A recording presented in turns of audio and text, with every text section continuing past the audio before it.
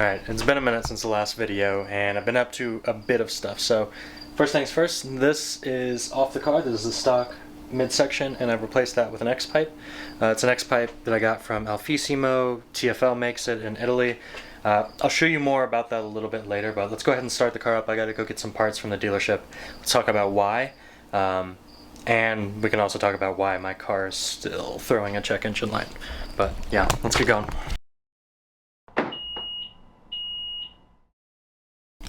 So yeah, I am still getting a check engine light, and I am still rolling around with this cheap Amazon OBD reader. But this is basically what I figured out I can do anytime I get in the car now. Jump in, ignition on.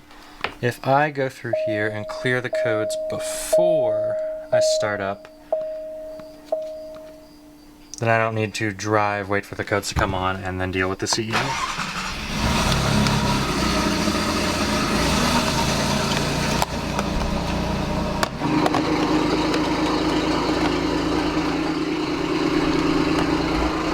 It's going to be a cold start on a Giulia Quadrifoglio with catless downpipes and a TFL X-pipe in the midsection, stock rear section.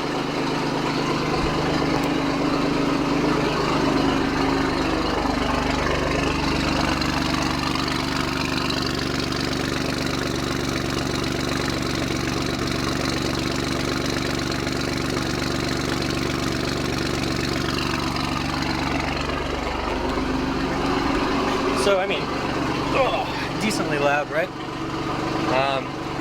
The X-pipe is good. It definitely fixed some of my annoyance with the downpipes, but I'm thinking I'm probably going to go back to stock cats. I'll get you some more sound clips and everything in just a minute and what this sounds like, but yeah, like I said, I need to head to the dealership, so let's go get those parts now.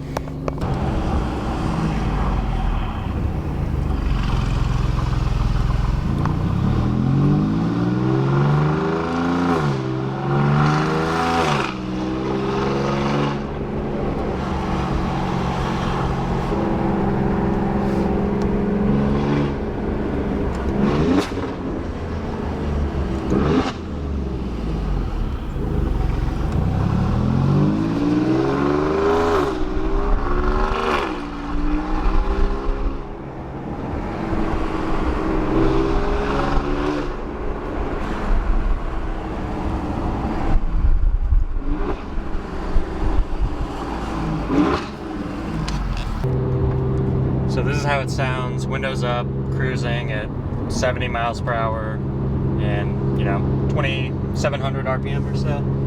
Not bad. There's some noise there, but, you know, it's more like letting you know what kind of car you're in. There's that kind of sound that I don't love that is really apparent to me now that it's just a fact from removing the cats, so that's why I think I need to go back to the stock cats. I'll get the increased volume with this X-pipe, but yeah, I don't know, that some of the tone that I feel like really got messed up.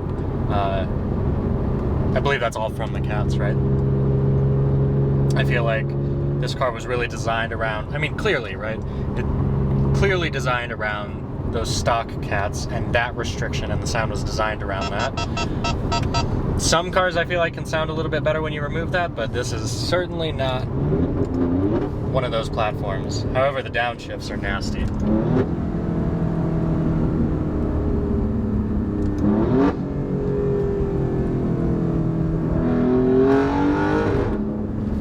So I will miss that. Okay, so I grabbed the stuff I needed from the dealership. I'm just taking the highway back. And so just want to give some more impressions on like what I'm thinking with everything. So with the X-pipe, it does seem like, especially at like the mid to high RPMs, it smoothens out some of that sound that I didn't like, but it doesn't totally eliminate it.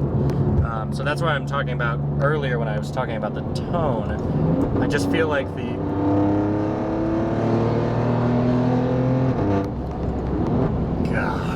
I feel like the downpipes just change the tone in a way that I don't appreciate, but the volume is definitely nice. The volume is there, but I think the solution is going to be X-pipe, stock cats, and then maybe mess with the rear section for some people. I'm not going to do that, and I'll talk a little bit more in the next video about why I'm not, but basically I have recently put money down on a new car.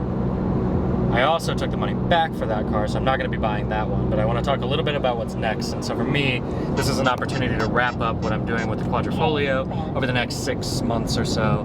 And I think my ultimate solution here is going to be stock cats, TFL X-pipe in the midsection, and stock rear section. I think it's going to be it for me. Roads like this make it so awesome to live in Colorado. Like the fact that I could just jump off this highway and there's plenty of like mountain roads right here. Yeah. Alright, so it is 2 days later. My camera died when I was finishing the last set of clips.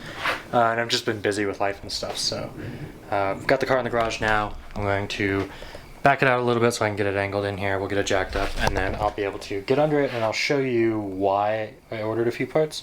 And it's a little bit frustrating, and then we'll talk about how the car is still throwing that check engine light and what the next plans are. Lastly, we'll get to the car purchase, sort of, that I talked about earlier. So yeah, let's get right into it. I'm gonna move the car out now.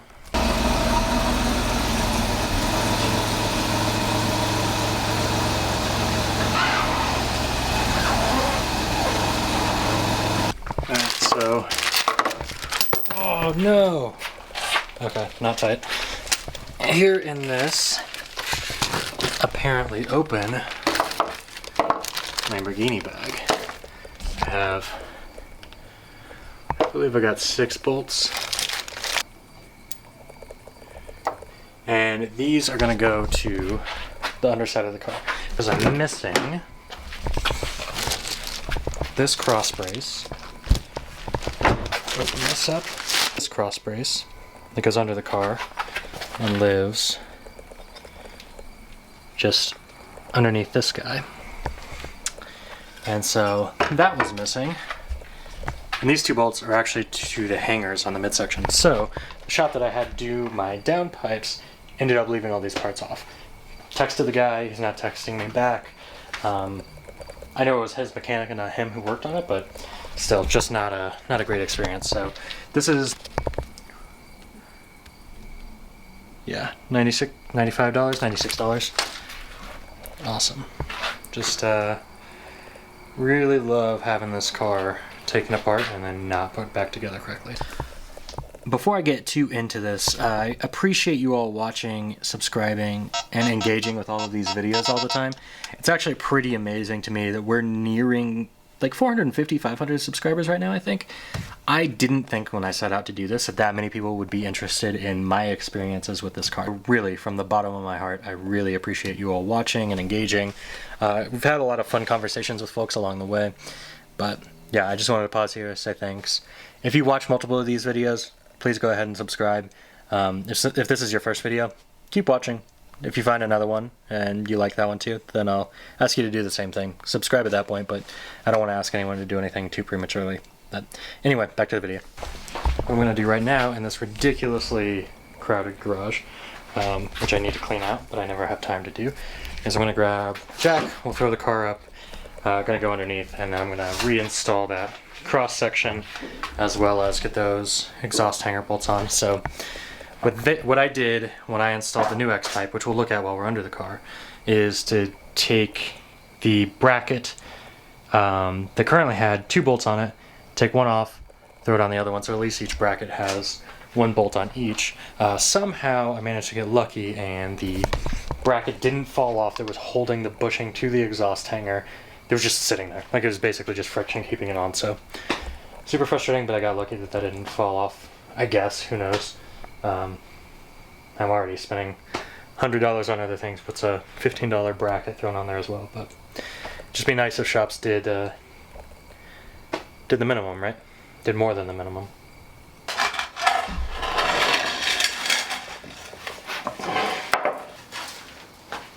Alright, so now I've got some extra support up front and in the back, and we should be good. Alright, so here's what I'm going to do. I'm going to take you guys under the car. I'll show you what the new X-pipe looks like, and then I'll see if I can highlight where this stuff needs to go, but yeah. Alright. So under here you can kind of see it. Let me make sure there we go. So we've got the new X-pipe in place, attached to the downpipes here. New flex section, pretty similar to what we got from the factory. Our cross section is back here. There we go. And then it just goes, bolts right up to the factory rear section. So everything looks really good. The quality of this is awesome. I really couldn't be any happier with it. I mean, you're paying, whew. I mean, if you compare this to the Centerline, there's really no comparison in terms of price, but also quality. So the Centerline's a good piece. It's a good like budget piece. But we're talking about, this is designed for this car. There's nothing just pulled off the shelf and thrown on. Everything's measured and welded for this car. You don't have this kind of piece in the middle. It's kind of hacked out and then welded in. So you're gonna pay about double what you'd pay for the Centerline, but you know, this was an $85,000 spec car, I think. So I think a $1,600 X-pipe is pretty sensible. So here's what's missing, right? So if I come back under here and show you,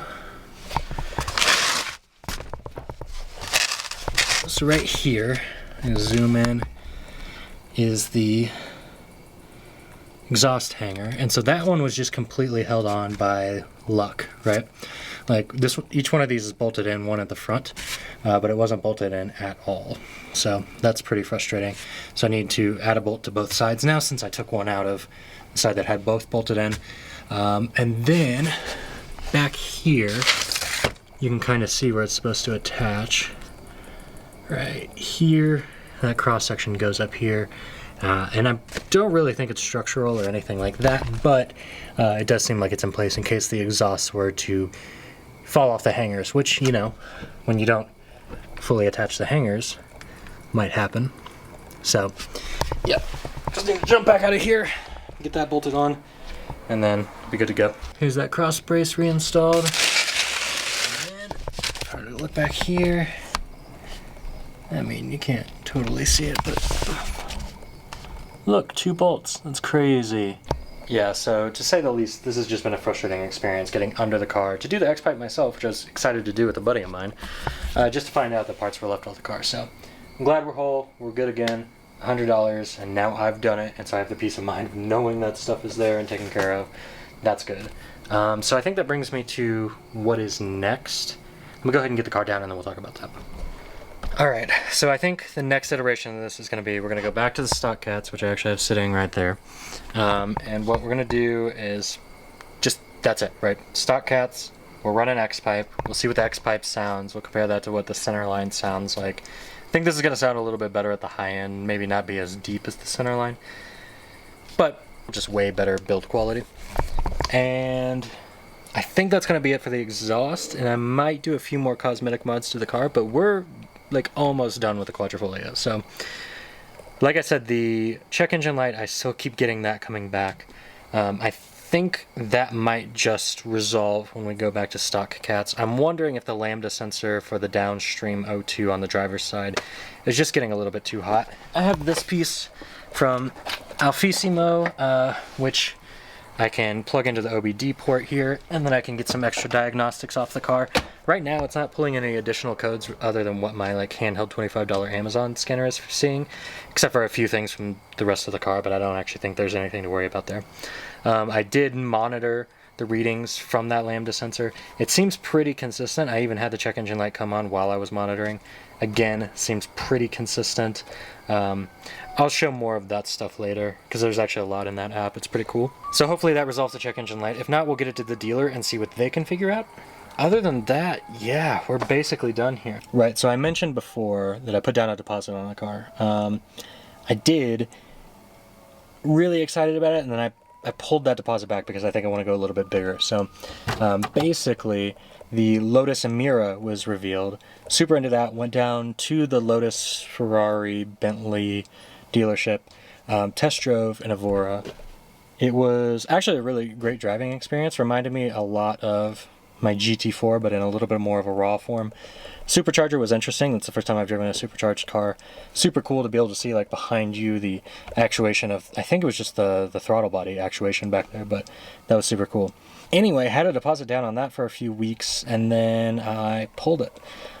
Basically, I think that's going to be a really cool car. I think there's going to be multiple iterations of it, and I don't want to get on like the first edition base. I'm fine with being an early adopter. I was an early adopter of the Giulia, but I think there are going to be cooler iterations in the future. So I'm gonna hold on for a little bit. So I think the plan is to go back and get a car that I skipped, and I've been regretting skipping. Before this Quadrifoglio, I had a 2016 Porsche Cayman GT4. It was a great car, really enjoyed it, but I wanted to get something that I could fit the family in. You know, as it turns out, I just haven't used this car for all of us, and so while I think it's a fantastic family hauler and it's really easy to get you can't see that, and it's really easy to get a child seat back there, I'm just not needing the extra utility that I thought I might need out of this car. So it was great to go back and experience it again. I feel like my first time spent with the Giulia Quadrifoglio was too short, but you know, I don't think I need this extra utility. So there's something about a pure sports car that just can't be matched. A 991.1 GT3. So if you're not super familiar with those, that's a 2014, 2015 GT3. Still has a 10-year engine warranty on it. I think that'd be a really cool car to own. I went with the GT4 because I was like, it'd be really cool to have another manual Porsche, and I wanted to like try the GT4 before getting into a GT3. So instead of just jumping into that 991 a few years ago, went with the GT4, and it's not that I regretted the choice with going with the GT4, but I really have felt like I've missed out on not having a GT3 in my life. So we're going to go back, try that out. Now, the market on the GT3 is a little bit crazy right now, so I think I'm going to wait a little while longer. Not to mention the driveway here is kind of steep. I really have to hit the right angle in this car to be able to get up it. And while the GT3 2015 will have a front lift, I'm not super sure based on my GT4 experience if that front lift is going to be enough to get into the driveway at this particular house.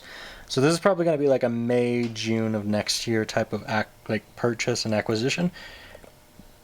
But we'll see. If I can get someone to bring a GT3 over and try to get it up the driveway, or if there's one locally available that I'm really interested in, maybe that's the deal breaker moment where I find out. But that is the plan, right? So we'll finish up the car, we'll get the exhaust sorted out, I'll give you my final thoughts on everything.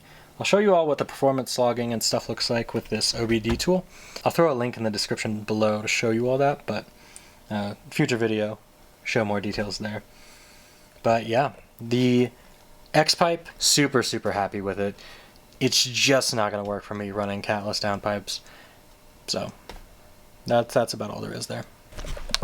Alright, so thanks again guys for watching. Hopefully this was interesting. Let me know what you think about the sound of the X-pipe plus the downpipes. I just think downpipes aren't suited to this car, and I think that's honestly totally fine. That was an annoying chime, but we'll leave it there. I'll see you guys in the next video. Sorry it took so long to upload this one. Peace.